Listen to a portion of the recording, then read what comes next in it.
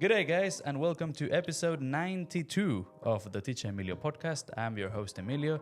Today, I've got a former student, fitness professional, and finally, after 90 episodes, we are back into sports, into the world of fitness, into the gym.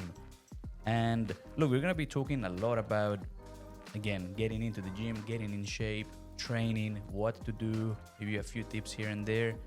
And well, I'll let the guest introduce herself. Laura, welcome to the podcast. Thank you, teacher. Thank you. Okay, I'm Laura.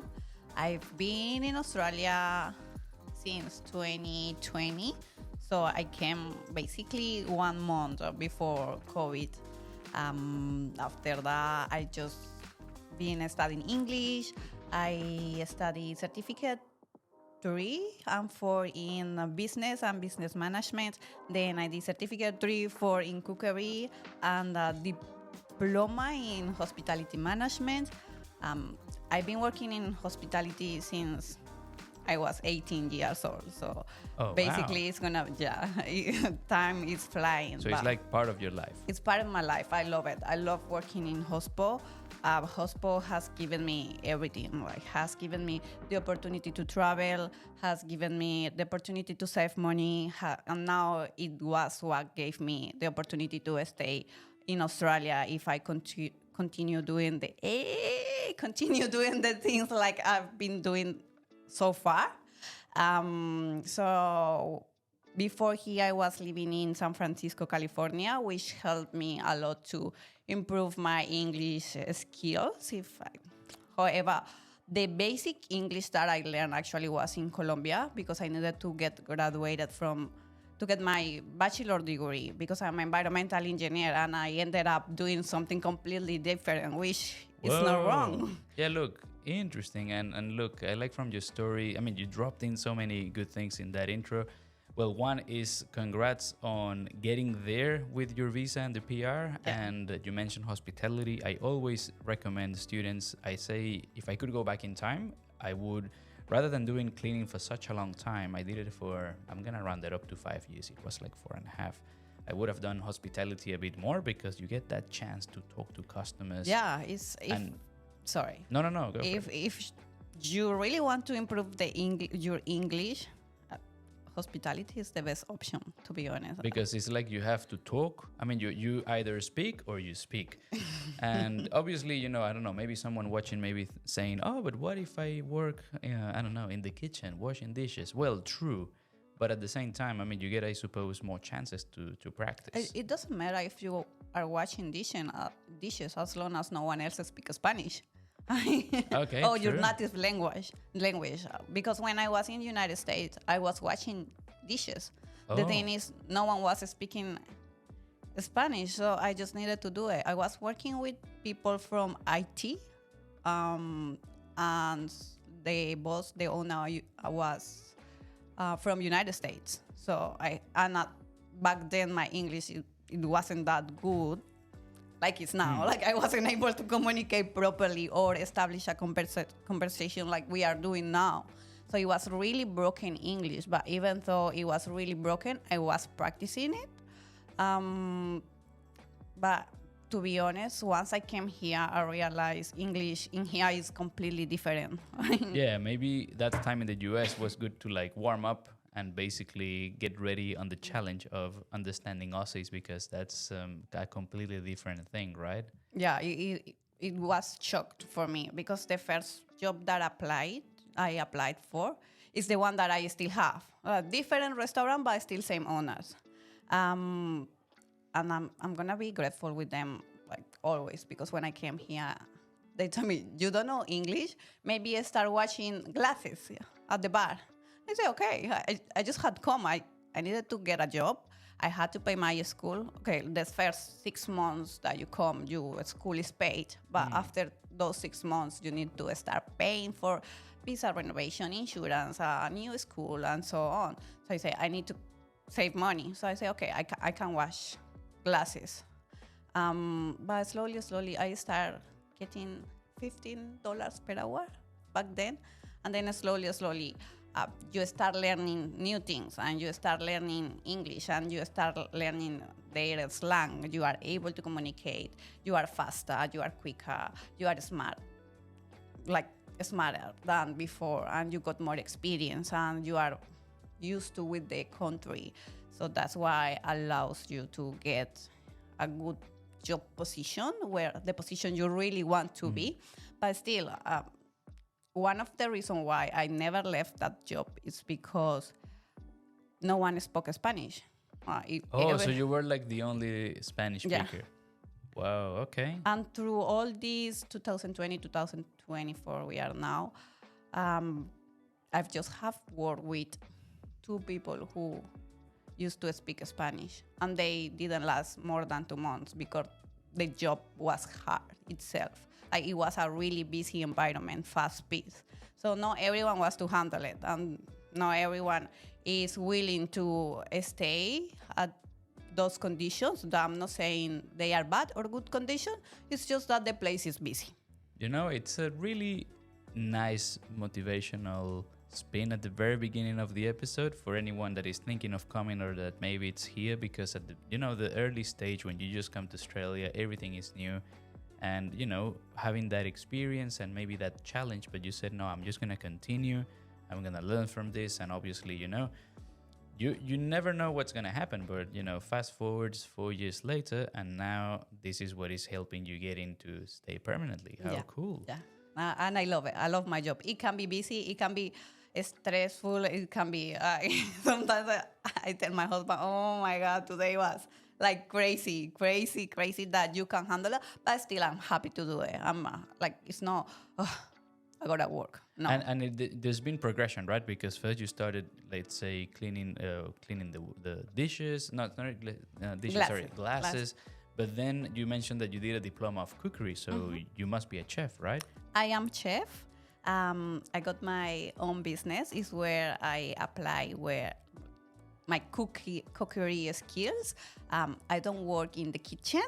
I work in the bar. So I do cocktails. I love coffee. I love making coffee. I love get that jack and do hearts, songs, whatever figure it comes at the moment. But I love hospo in general. It's just... That's so cool. So you're mixing those 2 skills, like all your work experience plus what you did in terms of studies. Yeah, because I still did my hospitality diploma in hospitality management, which is a bit more related with customer service, which I'm applying it to in my business. But yeah, I just studied in Colombia environmental engineer, and 8 years later, I've been doing something completely different than the thing I did. A few episodes ago, I had a former student asking me, hey, Emilio, I am thinking of studying this, but my passion is this other thing, and I want to get PR. This is not necessarily about getting PR, but how do you feel, or how was it in your case when you had, I suppose, family, friends, people around you, knowing that you were an environmental engineer and you said, look, I'm going to go ahead and, for example, study cookery, or I'm going to try something new? Because, we have that in common. So I think it will be quite interesting to bring that up.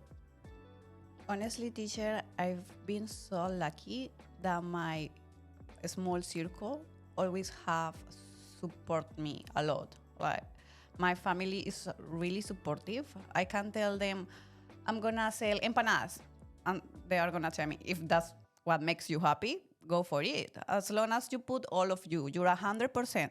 It's not like, oh, I want to sell empanadas, but I'm not willing to. And you do 2 empanadas, and that's it. And I got tired. I didn't sell anyone today. Maybe I'm going to quit. No, they are going to be like, if you want to do it, whatever makes you happy, but do with your 100%. You can do it. You can get it. What scares you? Why you don't want to do it? And I'm not sure. Maybe it doesn't go well. Maybe people are going to give me opinions that I don't want to face. Why you care so much? You got us. We support you. We love you. You know who you are. You know you have become, because the person who I am now is not even half what I used to be when I was in university. I went through, because I was working in hospital, I used to party a lot too. So drink a lot of alcohol, using things in festivals that I don't really want to mention it now because it's part of my life and it's part of my past. And I'm just different now. It's just getting into training, getting into working, getting into traveling has just changed me where I was before. And I'm pretty happy with that. So, yeah, but as long as you do everything with your 100%, I think nothing can be wrong. There you go. Believe in yourself and go for it. You mentioned also training. So it sounds like there was a time in your life when you probably wanted a bit of a change, and then you mentioned now training, fitness. Has that always been the case, or it was more like you, because you mentioned partying and this and that? I always tell students in class, I cannot tell you what to do and what not to do, but if you drink less. If you smoke less, and don't do drugs or any along those lines. So I'm just wondering, in your case, what was it? Was it more changing a habit, or it's something that has always been part of you?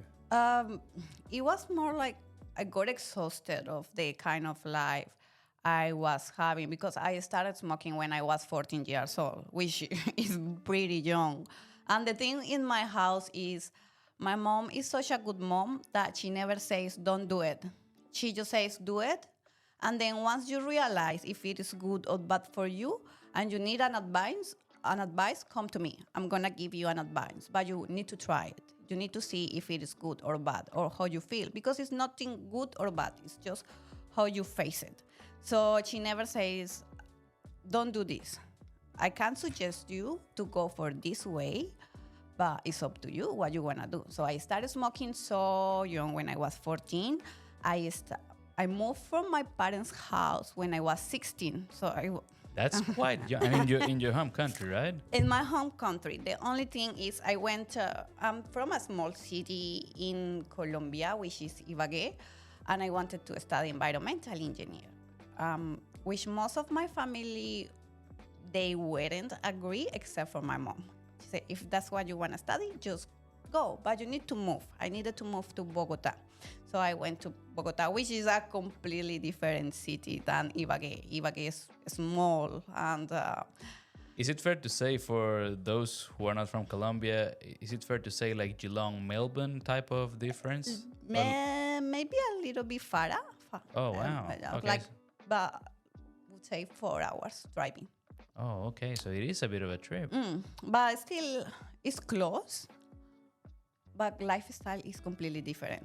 In Bogota, everyone is so busy. Everyone is doing something, party, nightlife, clubs, something that I couldn't even do in Ibagué because I was young and also because I was living with my parents.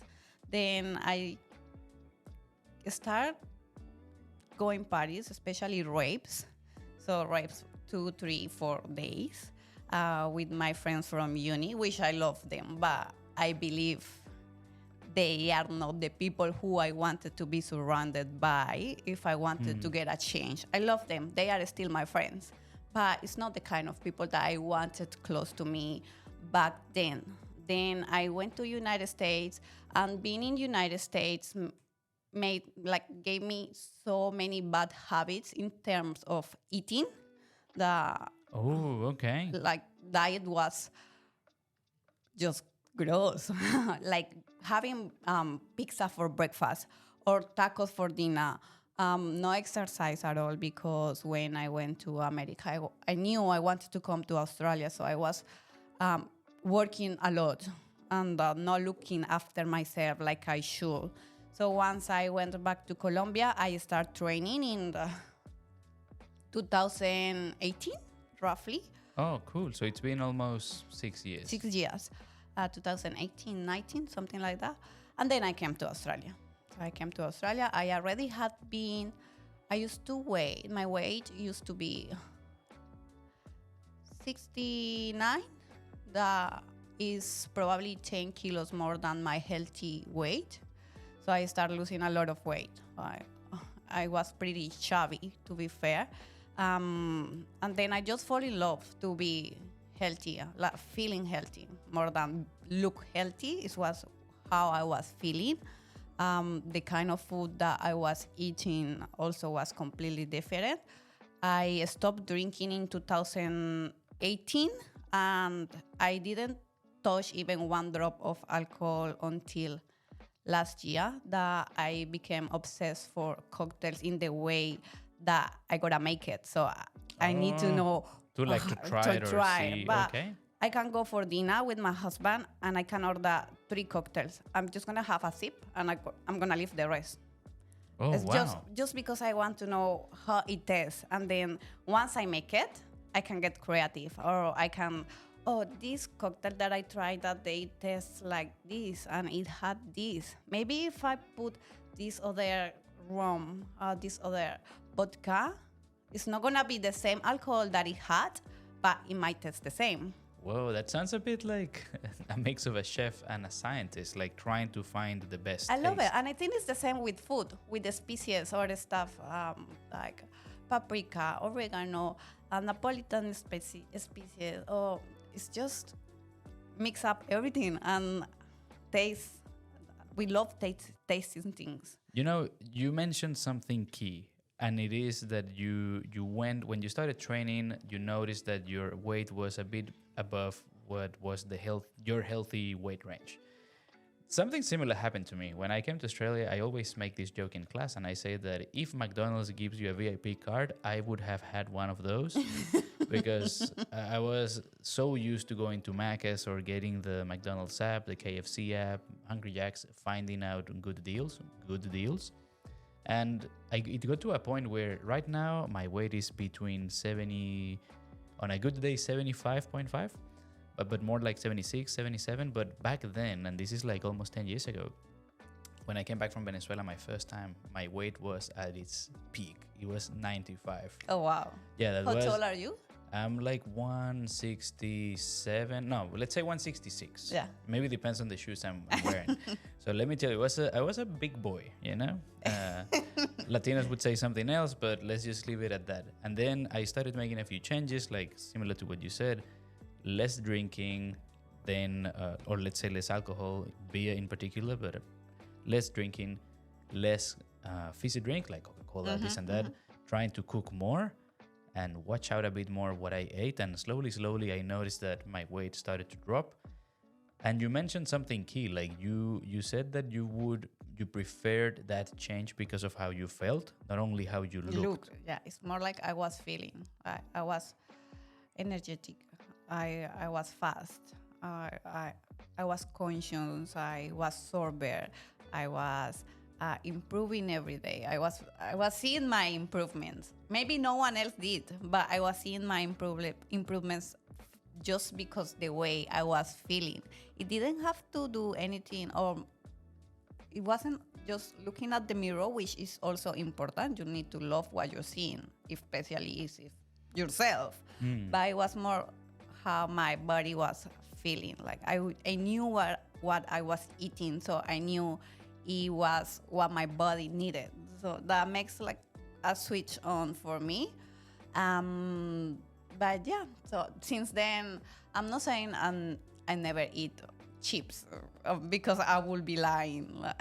It doesn't make sense. Sometimes we just want to have a night off, or I also have social life. Not much, but I still have a social life, especially with my husband. He's chef too. So, and we are Colombians. We love arepas, we love sancocho, we love our food. So still we want to try things, even though we are now 100% into bodybuilding, like keep our life active and healthy. It doesn't mean we are not going to enjoy different kind of foods. You mentioned a key thing, because when we think of like weight loss, going to the gym, training, or if you see someone looking extremely muscular or fit, sexy, however you want to call it, on Instagram or social media, the first thing, or at least that's what I used to think, is like, oh my God, to get from Emilio with 95 kilos, to get anywhere close to this person, I'm not gonna eat for like a week or more. So, and I think what a lot of people do, maybe it's like the first thought, or is something that we are told back home, is okay, I'm gonna stop eating carbs, for example, or I'm gonna stop eating or trying to let's say, for example, grabbing arepas as an example. Instead of having 2, I'm gonna have 1 arepas or 0 arepas, or no rice or no potato. What do you think about that, since you have been doing this for, a few years? And I don't know, is that something good? Should people do it? I know it's tricky when it comes to fitness, so feel free to be as general as possible. It's true that you need to maybe decrease the calories that you are eating, but also increase the calories that you are burning. So eventually you need to do a calorie deficit. That's what it's going to take you to lose weight if you want to lose weight. But that doesn't mean stop eating. You still need to calculate your macros, get enough protein, enough carbs. Many people cut off carbs, which carbs are energy for us. So if you don't have carbs in your diet, probably you're going to be exhausted. No carb, no life. No, no chips, no. But you need to still have your rice. Rice is one of the best carbs you ever gonna get. But many people cut it off. I can't imagine a life without rice. Oh, that might be sad. Don't get me started. Life without arepa. Like for us, culturally, because this is not just about a body. This is about our culture and about our lifestyle, what we can make. Like, it's not black or white. It's what is gonna work for you. Like, if you don't like yogurt, I'm gonna give you yogurt. If you don't wanna eat yogurt, if you don't like it, or if you are lactose intolerant, I can't. I need to give you something that you enjoy eating. That's why one of the questions on the questionnaire we got for a customer, this is what you like eating. Then we can make a meal plan based on what you like eating or what you don't like eating. Many people say to us, I don't like fish. Okay, we don't put fish in your meal plan. There are another kind of protein sources that we can include, like chicken breast, chicken thigh, beef mince. There are many, like if you are vegetarian, tofu, falafel, so on. There are many things that we can figure out, but stop eating definitely is not gonna be an option. You need to keep your body full. It has to have energy. It has to have energy. Then you can go to the gym and burn that fat that you wanna get off of, because you don't wanna lose your muscles. You just wanna lose your fat percent. So that's the thing. So tip number 1 is obviously not just completely stop eating or basically just cutting food just because for the sake of it. Probably from what I'm hearing is balance is important. And you mentioned a key thing. It's not just reducing the intake that will result in a caloric deficit, but also it would be good if you can also burn some of those calories. And this is where going to the gym, training. What about people? I mean, maybe we have someone saying, hey, Laura, I don't like the gym.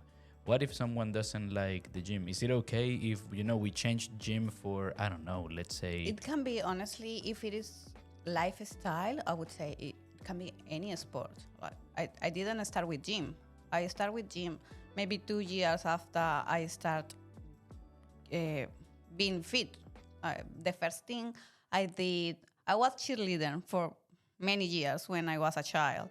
And because of that, I was pretty flexible. So I started doing running. I used to run 10K every day from Monday to Friday. So it was a lot of running. It was a lot of running. That's why I got really skinny. I was extremely skinny. My weight went from 69 to 49. Wow. In 1 year. I'm going to copy you. And I've got everyone listening. In 1 year. So what I used to do was waking up around 6, and I used to go for an hour running. That means around 10K. And after that, I used to do 30 minutes yoga. And then I got my split, and then so many. The scorpion, which is putting my legs over here. Now, No way. yeah. Now I see my photos, but because now my muscles develop ways more than before, my flexibility is gone, and I don't practice it anymore because I'm too focused in bodybuilding that I just forgot about yoga. So my flexibility is not there anymore. But still, it doesn't have to be gym. I know so many people don't like the fact of going and lift dumbbells, or it just can be whatever you like. There you go. So if you're listening going, okay, but what if I don't like the gym? Don't worry. It seems that any exercise is good. Or I mean, anything that gets you moving. That I know so many people, and that's impressive for me, because I know people who start doing cycling, going for a ride, and they just fall in love of cycling, and then they just can't stop. Even my auntie in Colombia, she started cycling in COVID, going to the mountains and do all. Now she can't stop. And I know so many of my friends in Colombia who start doing it, and now they love it, and they spend a lot of money buying bikes and stuff. I mean, I stopped doing long distance triathlon racing with bicycles, and I can agree, and I vouch for that. Also, the Colombian community in terms of cycling, it's huge. Yeah, it's huge. So you're right. I mean, as long as we're staying active, that's good. You know, a part of me also wonders, is there anything that, so we talked about that tip, you shouldn't just cut food. It would be good if you stay active. Is there any other like general do's and don'ts for someone starting out or thinking of making that change? I think there are something that we just forget about, and is the supplementation. So we don't get vitamins, omega-3, multivitamins, collagen, creatine, protein, like protein powder to complete our protein requirement. We just don't think it's necessary because it can affect our pocket. It can affect our pocket. But having a supplementation plan is as important as your nutrition and your training. Like, there are vitamins that my body doesn't produce itself, and I need to get it from somewhere else, especially if you work long hours, or if you are having issues to sleep or relax. So you get magnesium, or there are so many kind of subs that we just forget we need, and it's important too. There are another quite things that is forget about our mental health. Like, doing exercise is not just, I think we focus too much in the physical aspect, but it doesn't mean it's more important than our mental health. For me, going to the gym, it just changed the way how I was looking at myself, because it's pretty much what life brings you. It's not easy. It's not something that you want to do. Like, I don't want to wake up 5:30 in the morning and go to the gym, but still I'm going to commit with myself, and I have a responsibility with myself to look after myself, and I'm gonna do it because it's my health, and it's what's gonna define me like a person. And it's, do I want to look like a lazy person, or I wanna be someone responsible, or someone who just keep pushing, and I want to be that person who keeps pushing. And once I go to the gym, I get my session done. Okay, I'm sleepy. I want to go and sleep now. But I did what I say I did what I say I was going to do, and that makes me. It's not like my ego increase. It's just like my ability to believe in myself increases. No, of course. And you touched on key things here. One that I really liked is what you mentioned of the concept of pushing yourself and continuing something, and especially doing something you said you were gonna do, because I always relate. Well, I mean, not always, but many times I relate fitness with language learning. And when it comes to, like, for example, passing IELTS or PTE, or even improving your English. And sometimes people tell me, oh, Emilio, how do you learn a language, this and that? And I always say, start small and basically practice every day, or like build it up. And I suppose with fitness is what you just said. it's not like just going once to the gym and then doing like 7 hours, going super crazy, but rather staying consistent. It's more consistent, and it doesn't have to be 2 hours at the gym. In the beginning, can be 1 hour. Even I get customers, or I've seen customers that have gotten amazing results with 45 minutes routines. It's just, they are just dedicated, and they go every day from Monday to Friday, 45 minutes. Oh, it doesn't have to be Monday to Friday, because not everyone's routine is the same, but at least 5 days per week, 45 minutes, and they get amazing results. I'm impressed, and I'm so happy for them, because like I told you, it's not just how they change physically, it's the person who they believe they are now. Like, I have a friend, she just got divorced, and her husband just cheated on her, and so she got a trauma. And then I can imagine. It was a tough moment for her. And she told me, I want to start looking after myself, because when I was with him, I just forgot that I was existing. I was just living for him. Now he went. What can I do? So I told her, let's eat this, go and buy this, and do this at the gym. What you want to do in the gym? You want to do aerobics or Zumba, or you prefer to do some cardio, or maybe just some steps? What you want to do, I'll help you out. We make a routine, we make a meal plan, we make a workout plan for you. And like 3 months after, she told me, I'm just another person. This is the only thing who could get me over that heartbroken that I had. And it's when you say, oh, I'm doing my job properly. That's so good. And now that you gave that example, something that comes to mind, and it is especially like this episode, because I mean, some students, they say, Emilio, I would have a heart attack if I'm on the podcast, and I appreciate your honesty. But I remember that you said, teacher, no pressure, but I would love to come. And I thought that's so cool, and seeing that progress. And I remember when we talked about passing the test, I think I told you, look, I think you can do it. It's there, but you need to think that you can do it. Yes. So it's quite similar to what you're saying, that basically what happened to this friend of yours. And that's great that you are seeing that progress. And also, you say something important, because before I approached you, I knew what was the exam. I knew how it looked like. I knew what they were going to ask, but I didn't have that support that tell me, you can do it.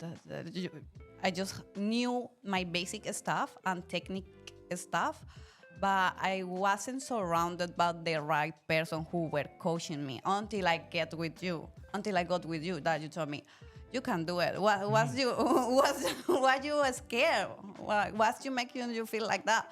And I said, I can do it. The teacher is saying I can do it. Why I'm thinking I can't? And it wasn't the result I wanted, but was what I needed, and I was extremely happy. Because another thing is, I didn't want to face that failure. It's not like something bad. It's just, I didn't want to face the failure of, now what? No, of course. Now what? And before I start taking classes with you, that mindset just was here. I'm not going to pass it. I'm not going to pass it. I'm not going to pass it. And then we start taking classes, and everything was so personalized and with colors. And you remember I told you, I love my classes because it has so many colors. It makes my life easier and easier to remember. And I remember one correction you did when I say basis, and you say, you can use foundations. Oh, yeah. And I use it in the exam. No and when I way. say, it's just not, it's not like you cannot, it's just that you don't believe in yourself, and you are not surrounded by the right people, and you are not getting the right people around you. Because I remember when I was trying to lose weight, many of my friends were, you love drinking, man. You love smoking. It doesn't make sense. You want to now be fitness and go to the gym. I know, why not?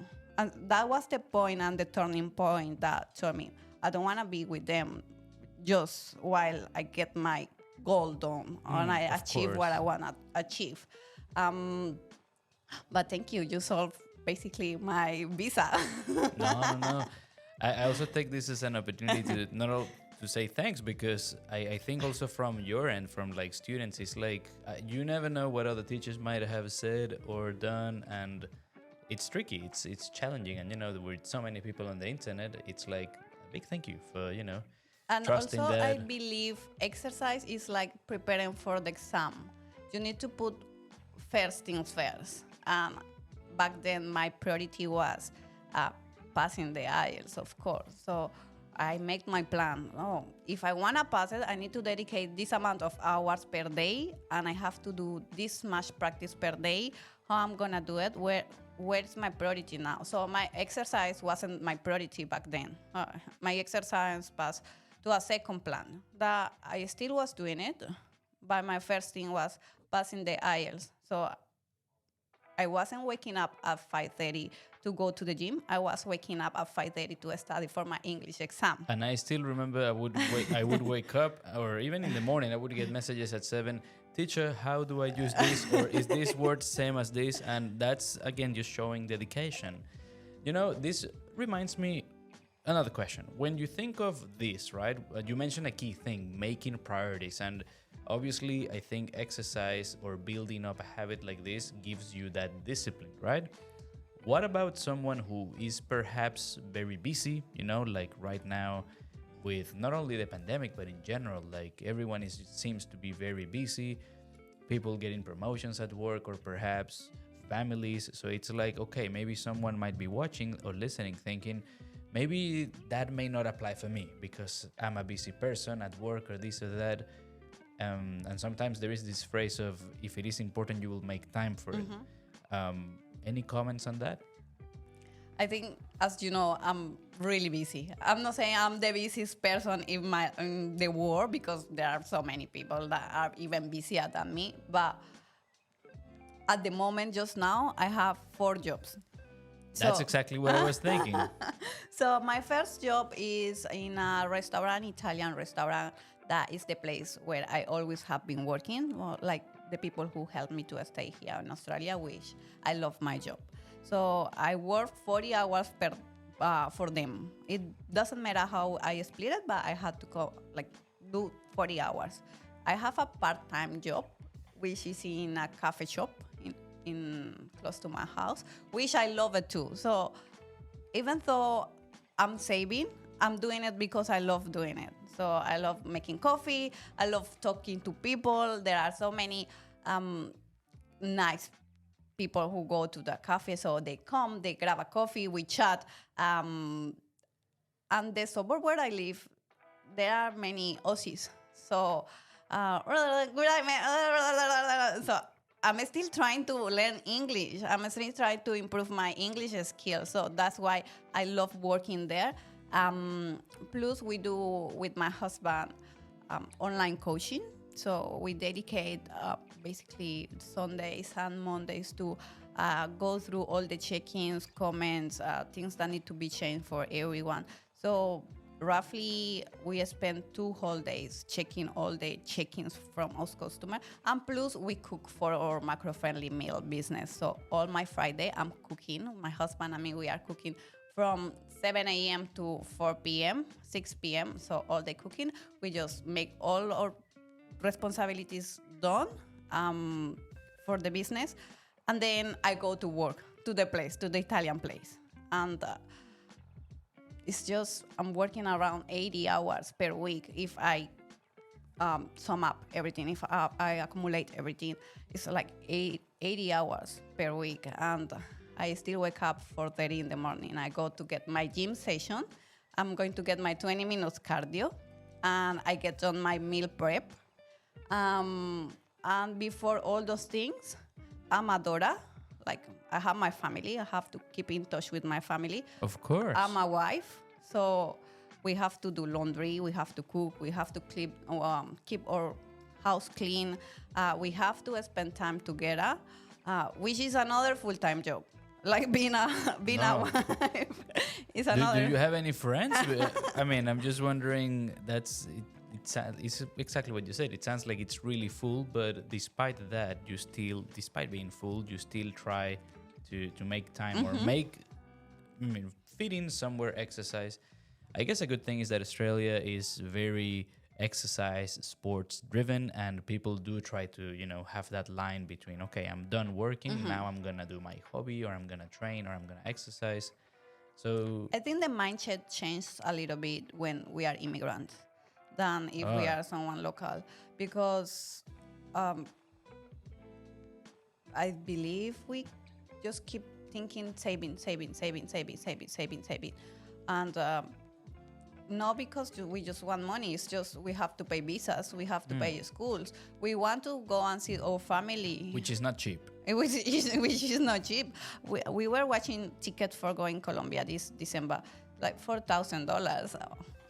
Oh my God. Per each. And I said to my husband, oh my God, that's why we can't stop working. It's just not, we just don't want money. It's just, if we want to go and see our families, which we barely see them, or if we want to stay here, we have to pay thousands dollars visa, plus skill assessment, plus English exam, plus there are so many things that we just can't stop doing it. And some of the expenses in Australia are in the hundreds to 200. It's like, oh, I gotta do this, 100, 200, 200. It's not even like, I don't know, 20s to 50s. No, it's not like a small money. It's just thousands and thousands. And so even though I would like to have more social life, I just think this is the life that I created, and I love it. I love being busy. I love saving for my future. I love being with my husband. I barely see my friends, and if I tell you, I can't count my friends in Australia with these 3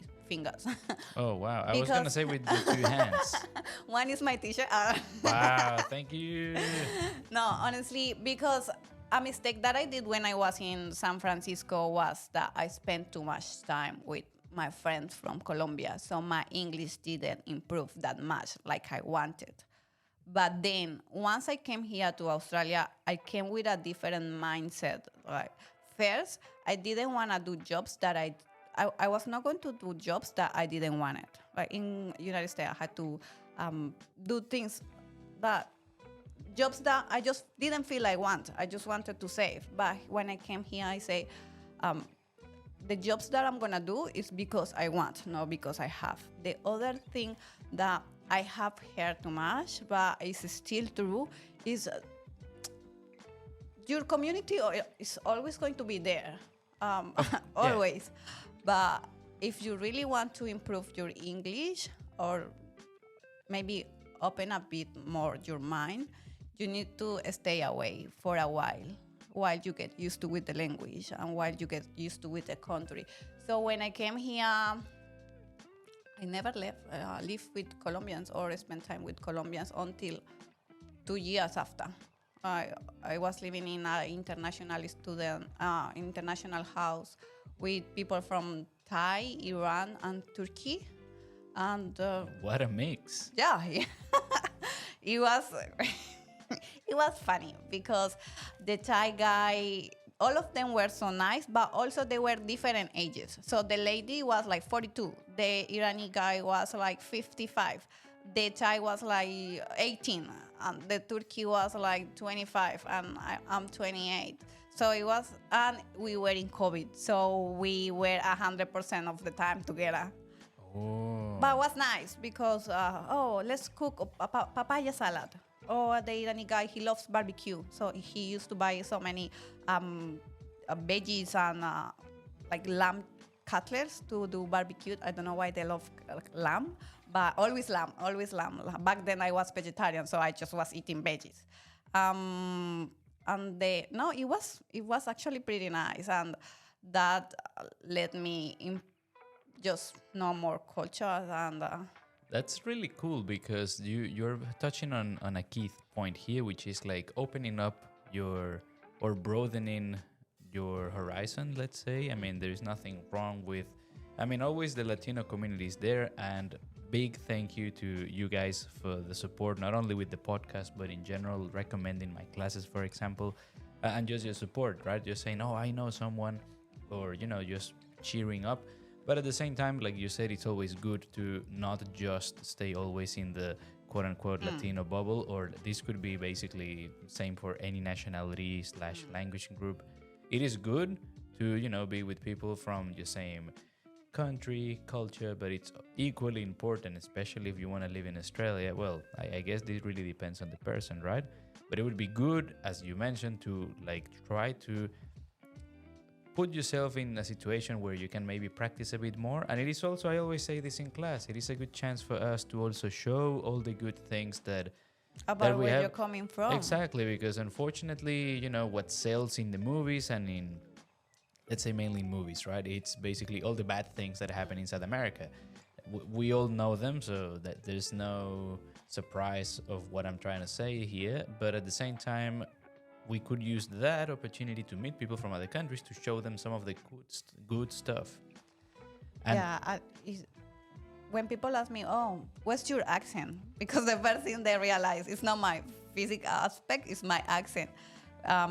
I'm Colombian, which I'm really proud of because Colombia is this. Like, I don't even let them talk because that makes me remind one of my bosses. The first time we like got confident talking with each other, he told me, "Oh, from Colombia, where cocaine? Do you have some in your pocket?" I told him, "Do you have any fish and chip in your pocket?" oh, what a good why should I comeback. have it? Why should I have it here? Do you have fish and chips in your pocket? It's not like we don't carry with that. Well, it's just all that's last generation. I believe people like under 30s in Colombia, we don't really saw that. We didn't really see that situation in our country. Which is good. Which is good. It's just what we have seen or we have heard, but we didn't live that situation. That's past. Yeah. Just move on. No worries. There are so many different things. And another thing is now Colombia is so popular for tourists. So many of the Aussies that I've met as they either went already to Colombia or they are planning to go to Colombia because Cartagena, Salento, blah, blah, blah, etc. So it is changing a little bit the concept that we have about our countries. So which is really good, it's really good. I mean, now at least Venezuela it's still very crazy, beautiful place, but a bit too crazy. But I remember a few years ago, I would tell my wife, like, look, if we can't go to Venezuela because of the crisis of this and that, we'll definitely have to go to Colombia. So big shout out to Is your wife from Venezuela? No, she's from Japan. Oh, that's why you... Yeah, no, everything look, makes sense. Yeah, yes and no, but I'll touch up on that in just a bit. But actually, just very quick disclaimer. I started learning Japanese about 9 years ago, and it's similar to what you said, like consistency. Whenever I had free time, I would practice, and then obviously, slowly you start getting better. You mentioned a cool thing that I also want to bring back into the world of fitness. When someone thinks about going to the gym, like you would imagine like a big buff dude or like someone who's very fit, people seem to be like, I would say overwhelmed, could be a word, or maybe intimidated, because it's like I'm very skinny or maybe I'm very overweight. I don't know anything about the gym. In my experience, in my short gym experience, which is not long, I've noticed that one time I saw the guy super buff, and I just went up to him and I was like, "Hey bro, what are you doing? Are you training back?" And then he's like with a serious face, "Yes, why?" And I said, "Oh look, I've never seen that exercise. What does that exercise do?" I swear he gave me like a 15-minute TED talk on why that exercise was good, and he was super friendly. And then eventually, I'm not gonna say we became best friends, but all of the sudden it basically started a conversation every now and then. It's like, "Hey, how you going, Mayra? Yeah, good. What are you doing? Chest. Oh, cool. Did you try this?" And then he would talk to me more and more, and that was really good. I actually went with him to a what is it called? To a cricket game, because I told him I'm from Venezuela, and in Venezuela, we don't know anything about cricket. And again, he gave me a cricket class, and I said, "Oh, we should go for a game." And it was pretty good. It's things that maybe happen again by opening yourself up. And what do you think about that? What would you say to someone thinking of going to the gym that perhaps is a bit nervous or like I said, maybe a bit worried of being judged by, you guys, you know, because it's like, look at me, I'm super overweight, and then I look at these other people in the gym, they look amazing. Maybe they're gonna make fun of me. What do you think about that? I believe everyone starts somewhere. Big boy that you saw in the gym, he not always was like that. He had to have one first day too. And I believe gym environment is not like, oh, look, that person is a little bit overwhelmed. Maybe they don't know how to do exercise. I think this gym environment is very friendly, actually. And if you ask for help, they are going to give you help. They are not going to give you help if you don't ask for it, because I'm not going to give an opinion for something that no one has asked me at the gym, which is a place where you want to be by yourself. Like, it's a time for yourself where I'm going to go and tell you what to do. But maybe if you are practicing something, a squat, and you need, I spot you. I will spot you. Of course I will. And I think it's, in general, that's the situation with everyone. I've never seen that rude environment or discrimination in there. It's more like cheering up. Oh, let's do it. And when you are with people who do exercise or eat properly or eat healthy, you become, I don't know why, but you just start doing it. I work with a lady from Thailand. She is an amazing coffee maker. So we were talking together. And she starts usually at 6:45. I start usually at 9 a.m. because I told the guy who makes the rosta, don't put me earlier, otherwise I can't go to train. And I can put my job over my training. So I'm going to come at 9 and someone else can open. So one day she asked me, why you never can open? And I told her, because I need to go to the gym before I come here. So that means, and I need to have my breakfast before I come here. Otherwise, I'm going to be hungry. I'm going to end up eating something from here, which I don't want, because I have my meal plan and I want to follow it. And then we start working every day, basically, at least 4 times per week. And she told me once, oh, do you think I can go to the gym with you today that you are not working at night? And I say, yeah, why not? And then she started going with me, and she's still going. Even though she didn't have any experience, she didn't have any clue what she had to do.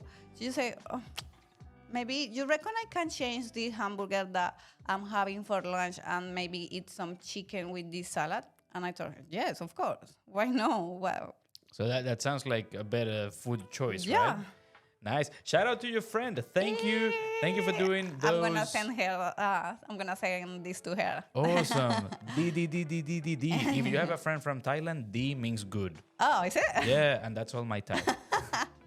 Interesting. And you mentioned also following your meal plan and your meal prep. You said that with your husband, you work together and you do that.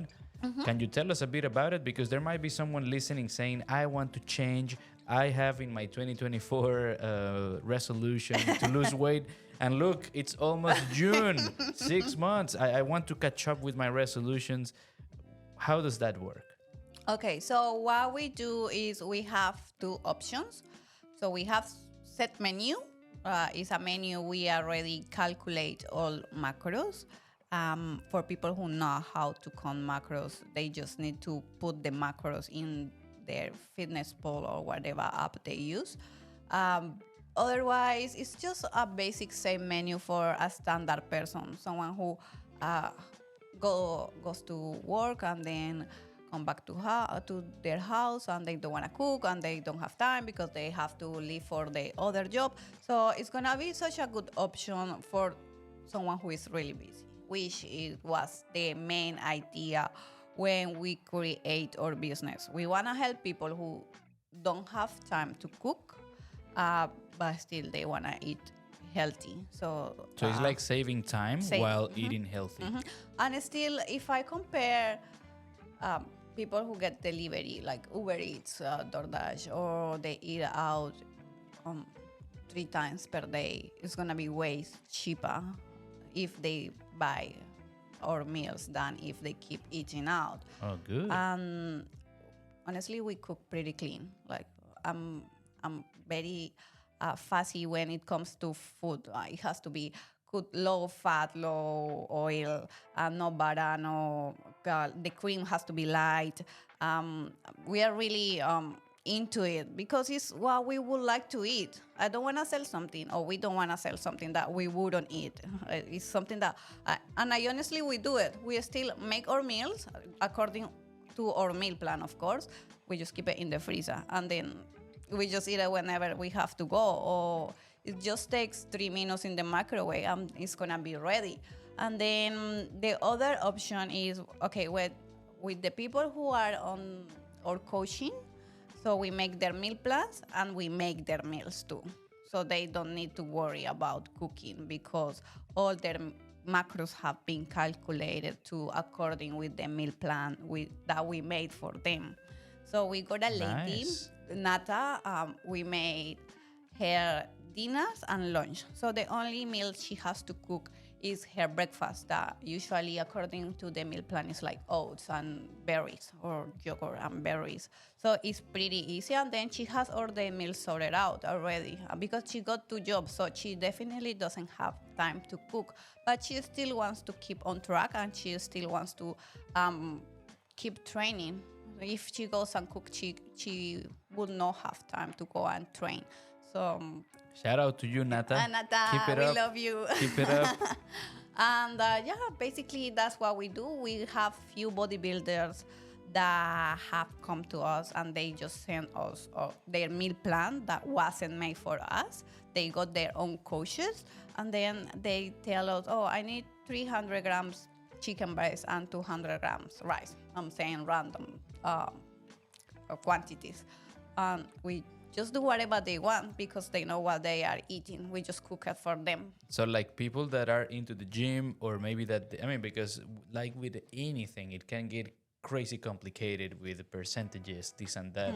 So if there is someone who's very, let's say, fit / gym savvy and they know what they want, they could come to you guys and be like, look, I'm going to make this up. I need 60 grams of protein in this meal and X amount of calories. It cannot be more than this for fat because of whatever. And I only like potatoes. I don't know. And then you guys will do all There's the a menu that is a bit more open for everyone. Like the people who compete, of course, they have a specific dietary requirements. It's like very 102 grams of rice. Yeah, like super tight.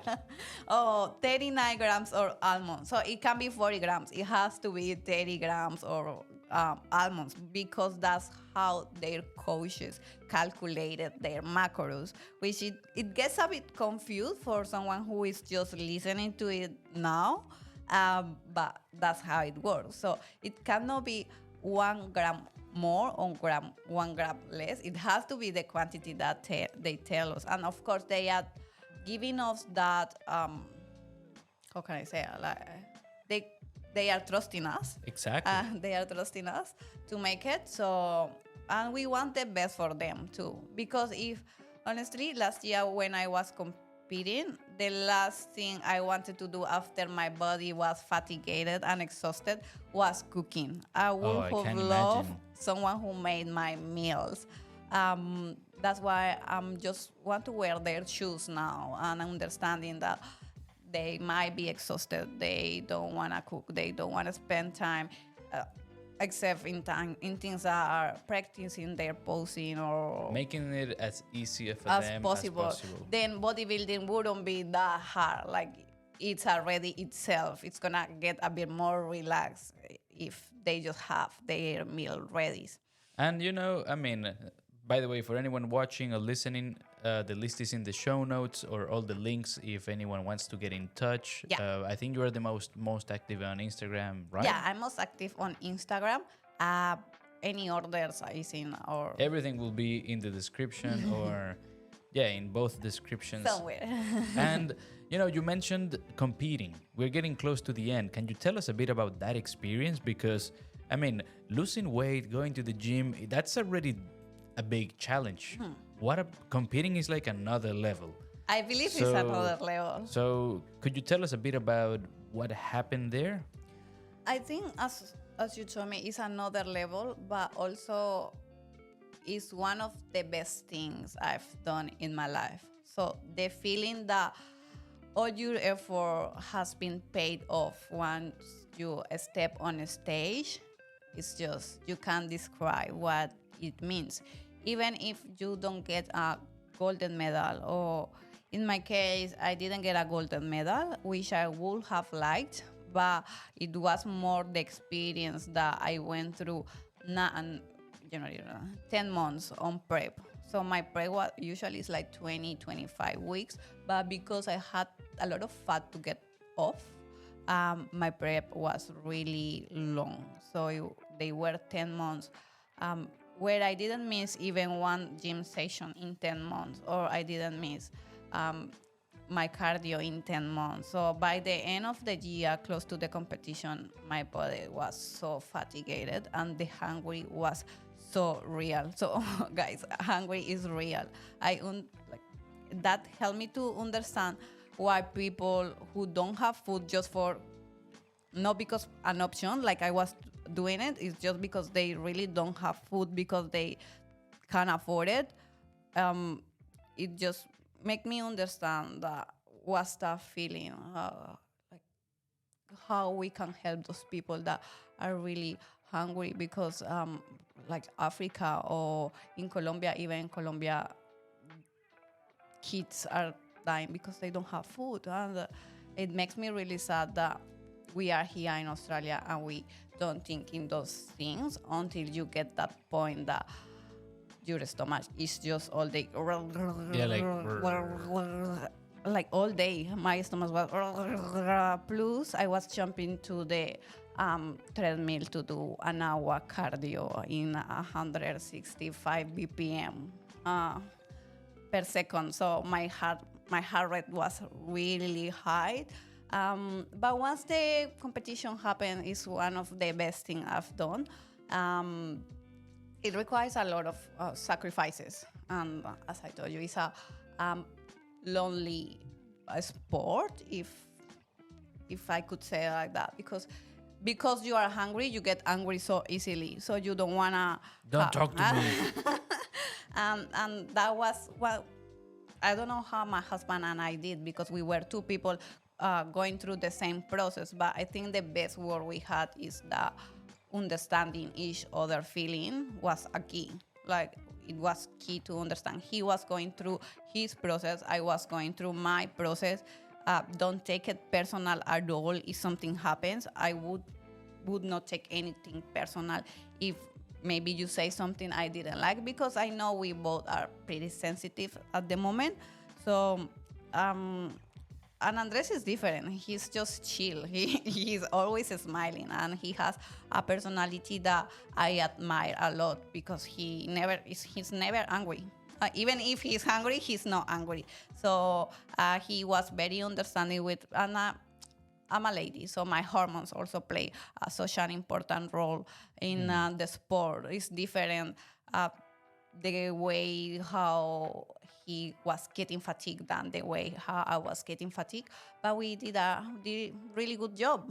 We love it. Part of what I'm hearing is that, and this reminds me, I'll do a quick shout out in a second. This reminds me of this quote that it may sound quite cliche, but it's like, it is not the end goal or destination, it's also like the journey. And then it's like, I suppose, put in all the hard work, and then once you get to the stage, in your case, whether you get a medal or not, is probably like that hard work, dedication, reaping all the rewards from that hard work, right? Yeah, and I would say especially with food. It's just, and I work in a restaurant. I work in hospitality. I was surrounded with food.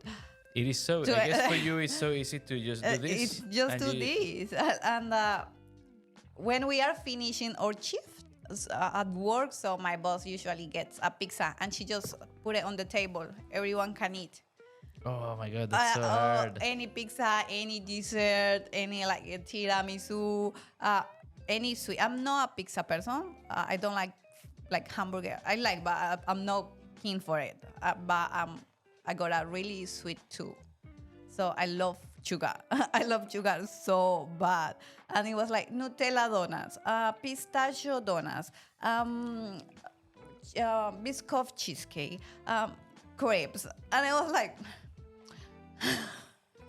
and then you become so tough and like mentally strong that many of my coworkers, not in bad intention, but just because they don't understand what's going on in your mind and in your stomach, they were like, delicious. Like, like, this, oh, how bad Laura cannot eat. And I don't want to even eat it. It looks yummy. Yes, it does. But I got a goal in my mind. Was stronger, the goal that I have in my mind, or this opportunity that I can eat this. That once my competition is over in 3 months, I can eat anytime I want. But now I got a goal and I got to follow the plan I have. Wow, that's so deep. And like I said, following the plan, shout out to you, Nestorine, for completing Ultraman Australia. And you followed the plan. More on, well, that was the previous episode. That's so crazy. I mean, and you touched on one quick thing I have to ask you. There is this famous bodybuilding guy. I assume he's from Asia, and he basically, after a competition, I don't know if he started it, but there is this video of a bodybuilder after the competition. Eating the hamburgers. Yeah, grabbing like a bunch of donuts, yeah. and then pressing them. Did you do something similar to that after you competed? How did you feel after, the end? Yeah, exactly. I think it's harder. It's harder after you compete than when you are in prep. It took me around 3 to 4 months to understand that my body needed to change, because you get used to, I'm so shared, I'm so lean, my 6-pack, but that's not healthy at all. That's why don't tell me that. I want to get my 6-pack. I always dream with my 6-pack. I always tell my husband, why I don't have 6-pack and you have 6-pack? That doesn't make sense. I want my 6-pack. Once I got my 6-pack, okay, I was happy. My competition happened. Happiness, blah, blah, blah. Once the competition finishes, it's supposed you need to do, it depends of the coaches, but there are 2 options. One is reverse diet. That is slowly increasing your calories and decreasing your cardio. And another one is just rebounded. That it means your calories increase a lot. Yeah. Mm-hmm. So I was eating 1,000, and after 1 week after competition, it was eating like 3.5, 3.8. That's a lot of food. Wow, 3 times that. No, like 3 times my before amount of calories before a stage. So it was a lot of food. Of course, I'm going to get extra kilos really quick. And I wasn't ready for that. I wasn't ready to get, again, like my fat percent, see how my 6-pack was disappearing. It's just that the body that I had in stage, it wasn't there anymore, and it's part of the process because it's not a healthy process. It's just a competition for doing once in a while, of course. And then also it is a lot of binge eating because you were in a restrict of so many kind of foods that all those cravings that you had on it's prep. Like, dun, dun, green light. Yeah, it's just, it literally was like that. You have the door closed, the competition happened, it opened. So you got heaps of options to try. Like I was craving for arepa so bad. So so you couldn't have arepa? No, it was, at the end I was just eating for breakfast like 30 grams oats with 100 grams blueberries. Then was like barramundi with asparagus, lunch barramundi with asparagus, snack 2 rice cakes with barramundi, dinner barramundi with asparagus. And it was like that for almost 6 weeks. Oh, wow. So it was so restrictive that once the door was open, you just went crazy. Or basically started trying those things again. Crazy. And it's not something bad. I'm not regret about it. I could have done it better, but I also think it was my first competition we learn from mistakes. Exactly. I mean, you're not gonna beat yourself up. I think just the fact that you got to follow the process, plus going on stage, that's unreal. And talking about stage, now the lights are on you. Obviously, I mean, I would like to go for a bit longer, but we're getting short on time. So the stage lights are on you. What would be your final message for our audience here? Maybe they're, they were on their commute, or maybe they're just relaxing at home. Who knows? I'm just wondering, what would be part of your final message? Because we talked a lot about different things. Getting started in the gym. Obviously, we know that if anyone wants to get in touch, they will. And there you go. If you want someone to take care of your meal prep, cooking, and everything to do with gym, there you go. I cannot make this easier to you. But I don't know, someone may want to get started. What would you say to that person? Thank you, teacher. Thank you for having me first at all. You helped me a lot with I think my English exam was something that made me feel so frustrated in Australia for first time. But once I pass it on, I say, oh, thank you. Yes. Thank you for finally. And then according with the fitness stuff, I just believe it's more a lifestyle. Well, they need to love what they are doing. It can be a punishment. It has to be something that people enjoy. That's why it's so important people find out what they love doing, even if it is their job, or they are not happy where they are working, or they are not happy with the way they are looking, or they are not happy with the life they are having. It's just making a plan, making a solution, instead keep complaining. Because if the more you complain, the more you become like the thing you are complaining. So I found out I was complaining a lot about people who were complaining. So now I was complaining about people who were complaining. And I say, I just leave it. Why I'm becoming like them too. And also being surrounded by the right people is something that I always tell to my team and to the people who work with us. They need to be surrounded with people who inspire them and support them. Otherwise, it's not impossible, but it's gonna take too long to do it by ourselves. They need to be with someone who cheers them up and then support them as much as everyone can. Like, they need to make a community. And like my mom always says, just if you wanna do something, do it. If that makes you happy, just do whatever you want. Just put your 100%. It's just everything on your hands. You can do whatever you want. It's just how much you are willing to spend and how much effort you really wanna put on it. Look, that was such a good closing message. You yet again touched on some key things. And I think I'm gonna just steal a quote from Karen from one of our previous episodes, and she said, you have to be your own cheerleader. I think that concept really shines in this episode because of all the things that you have to put in practice, and believing in yourself, and following a diet plan, maybe changing a few habits, and just thinking that you can do that thing that it's probably one of your goals. So extremely good, Laura. Hey, thank you, teacher. Thank you so much for coming. Thank you so much for watching on YouTube and Spotify. Don't forget to let me know in the comments or in the video description or in the episode notes what you think about it, and I would love to hear from you. I will probably see you next week, and if not, I'll see you the following one. Thank you so much for watching or for listening. And Laura, maybe we'll have a part 2 in the future? Yes, of course. Awesome. You know, well, this makes me think when I was getting ready for my IELTS, I was listening to your podcast. And I'm going to listen my own voice in your podcast. Wow. Once again, thank you for the support. Thank you. And I'll see you in the next episode. Take care and bye for now.